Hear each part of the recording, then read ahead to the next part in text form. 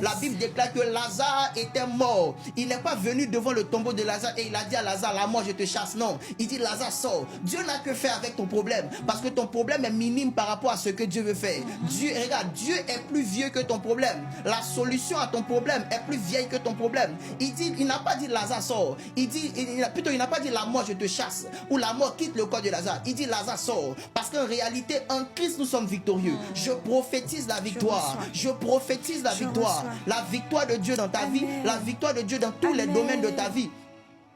Il n'a pas dit sois guéri au nom de en mon nom ou bien reçois la guérison. Il n'a pas dit paralysé quitte son corps. Il dit prends ton lit, lève-toi et marche. Ah, my God. Est-ce que je peux parler à quelqu'un? Yes, je me suis posé la question, Seigneur, pourquoi tu ne t'es pas adressé directement à la maladie? Et l'Esprit me fait comprendre que l'un des problèmes aussi de ce paralytique, c'était son matelas. Wow. Est-ce que je peux parler à quelqu'un? Pause, prophète. Vous savez, il dit lève-toi, prends ton lit et marche. Ça veut dire automatiquement que le lit était aussi un obstacle pour lui. Vous savez, je vais t'expliquer quelque chose. Est-ce que vous savez que quel que soit le degré de souffrance que tu as, que ça soit physique, souvent même tu as des douleurs corporelles et tout, et tu arrives à trouver une posture, même dans la douleur, qui t'emmène à te soulager un temps soit peu. Et tu as l'impression que, regarde, quand la douleur est là comme ça, tu ne veux même plus bouger parce que tu sais qu'un petit faux pas, automatiquement la douleur revient. C'est pareil avec ce gars en fait. Il a fait 38 ans là, auprès de la piscine, mais il avait un lit. Donc c'était un confort, mais dans son inconfort. Alléluia.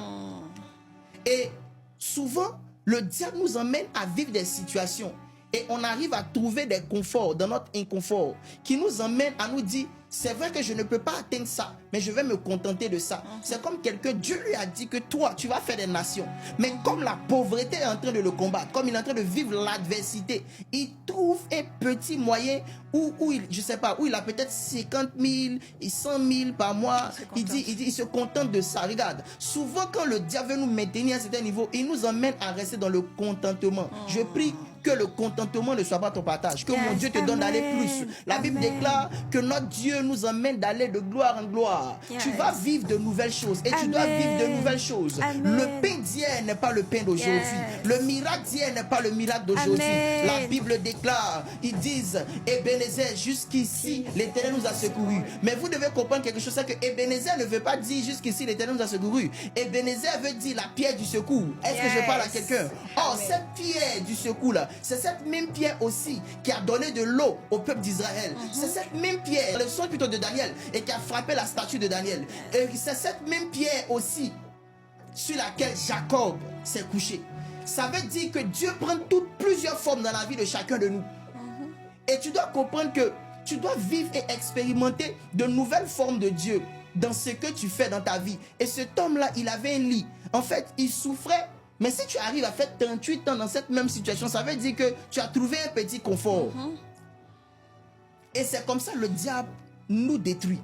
Il nous emmène à trouver un confort dans notre inconfort. Ne sois jamais dans le confort quand tu sais très bien que tu es dans l'inconfort. Parce que si tu trouves du confort, sinon du réconfort dans ton inconfort, tu ne vas pas accomplir ta destinée. Tu ne vas pas rentrer dans ce dans quoi Dieu t'a destiné, Dieu t'a prédestiné. Alléluia. Amen. Son lit était un problème. C'est pourquoi il dit, prends ton lit, prends-le. Prends-le. Prendre son lit ici, c'est chercher des solutions. Prendre son lit plutôt, c'est faire fort sur soi. Tu ne peux pas prendre ton lit, la chose dans laquelle tu te trouves, tu trouves réconfort. Tu ne peux pas prendre cela si tu n'as pas décidé de bouger. Tu n'as pas décidé de changer les choses. Regardez, prendre son lit, c'est prendre la décision de changer de situation.